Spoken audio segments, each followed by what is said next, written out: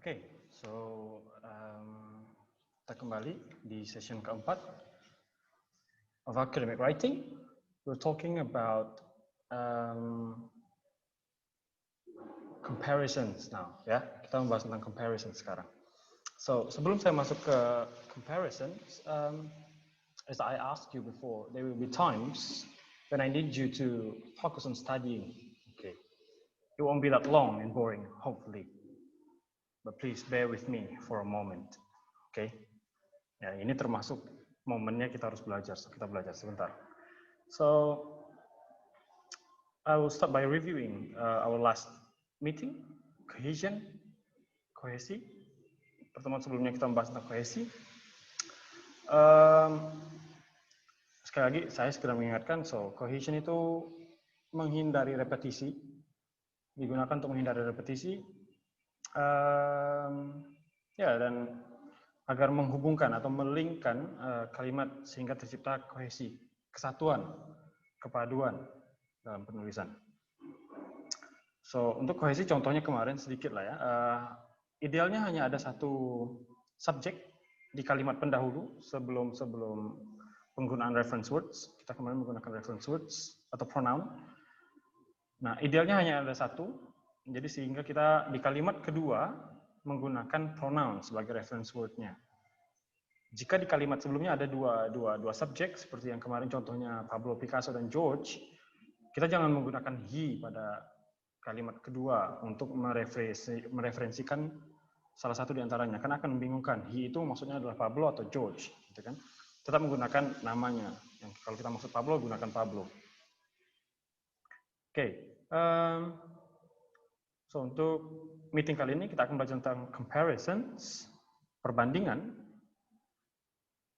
Saya yakin kemarin kita sudah, atau kalian mungkin sudah mempelajari tentang comparisons, perbandingan.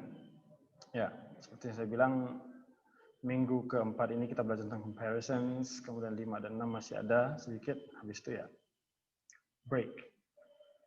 So, comparisons, it is often necessary to make comparison in academic writing. Ya, jadi kalau dalam academic writing, perbandingan itu lumrah. Oke. Bisa saja menjadi subjek dari esainya,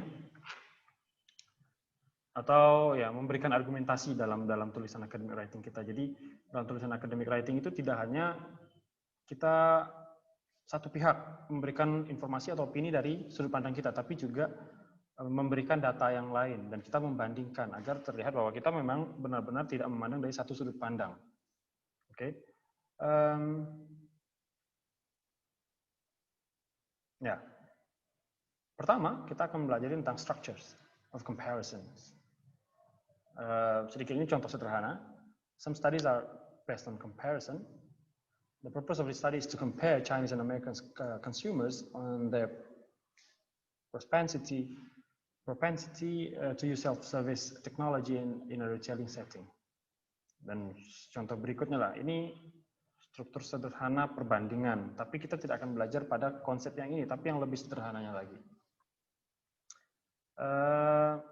Nah, saya harap yang cohesion dan juga comparison yang ini semoga tidak dilupakan. Ya, yang akan kita pelajari sekarang tidak dilupakan karena at the end, semua ini akan saling berhubungan untuk menulis sebuah tulisan ilmiah. Or in our case, proposal and article. Okay.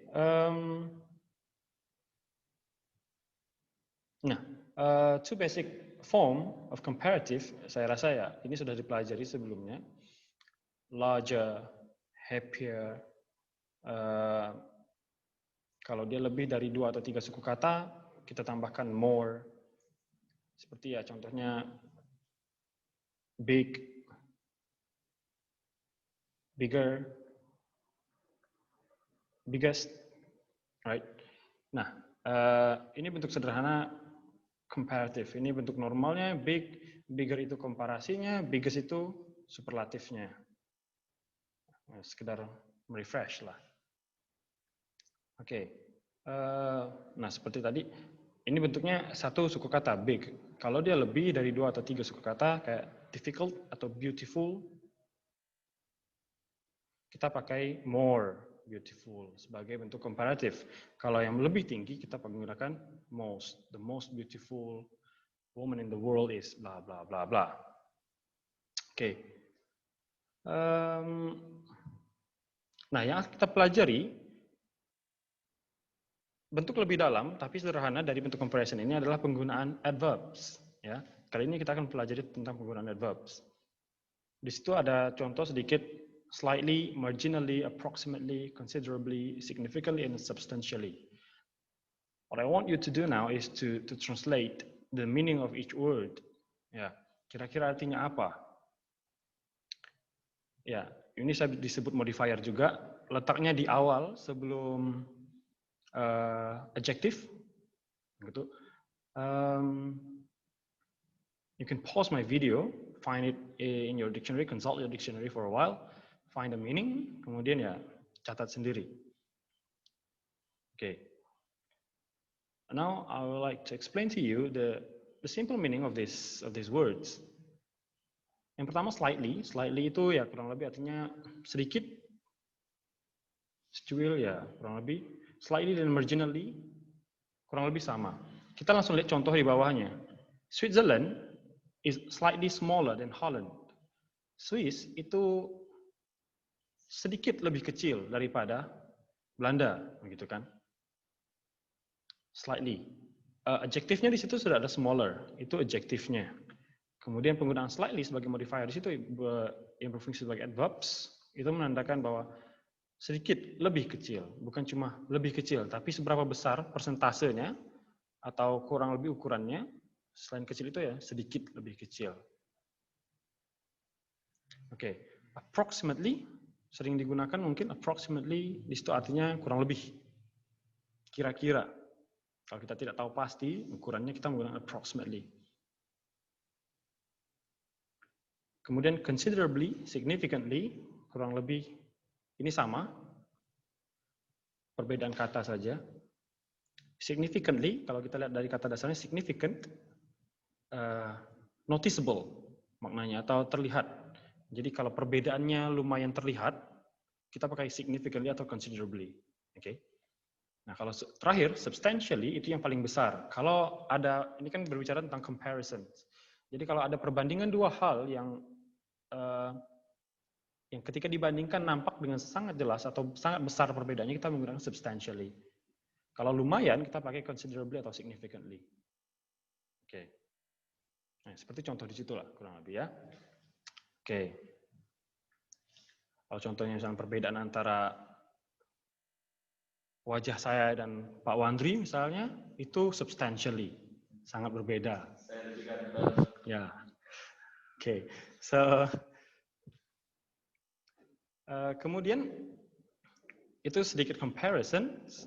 Kemudian kita berbicara tentang similarity. Similarity bisa digunakan contohnya pada poin D di situ. The same as well as, ya. Sudah pernah belajar tentang itulah sedikit kan? As big as, S-nya pendek, sorry. Oke.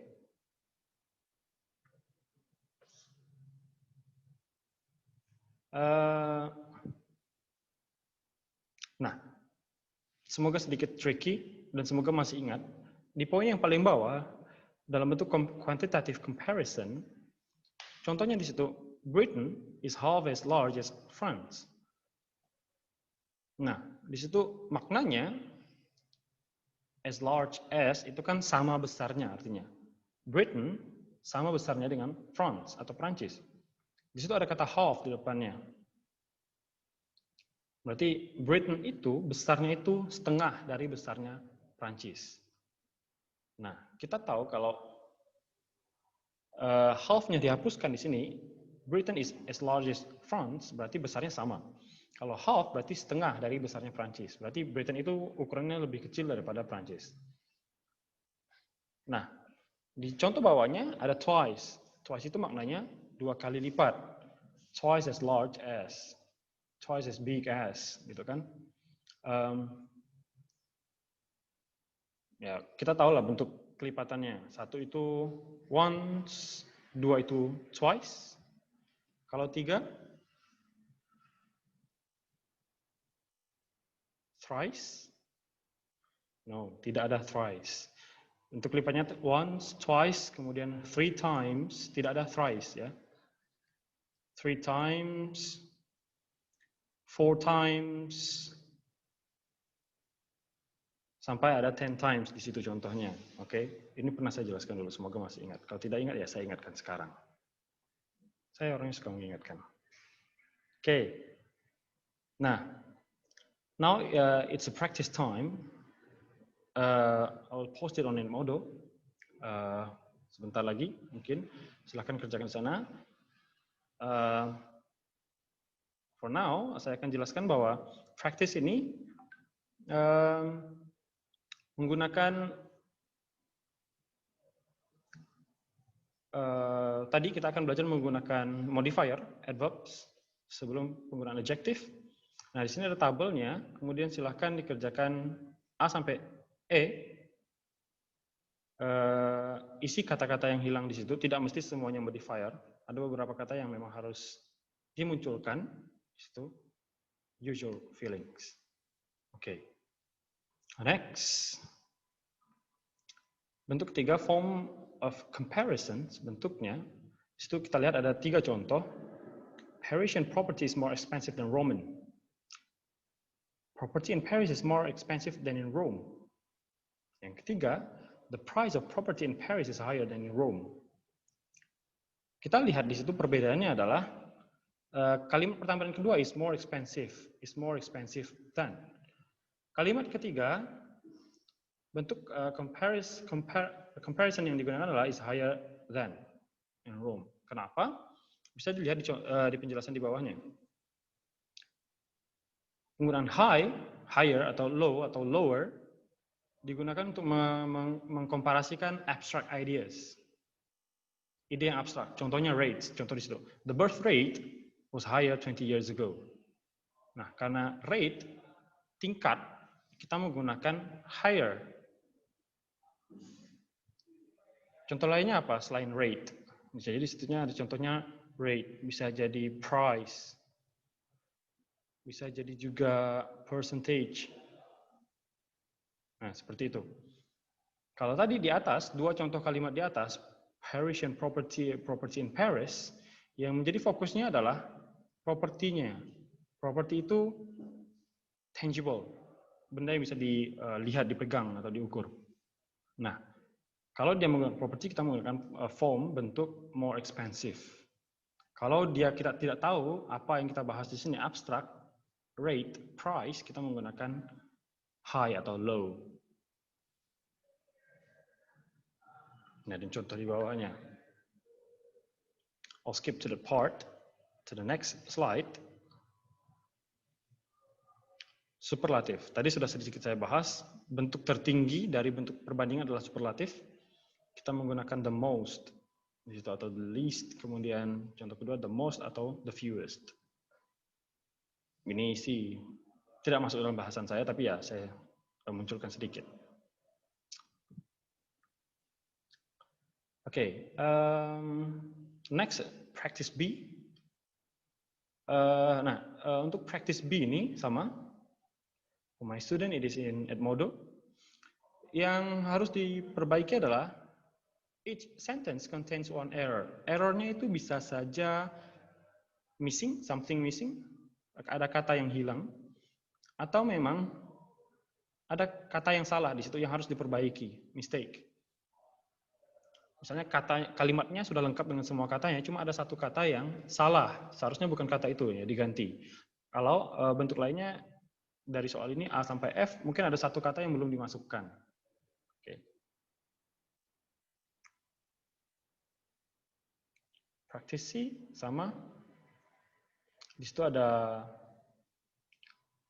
tabel marriage and divorce rates per 1000 populasi di beberapa negara.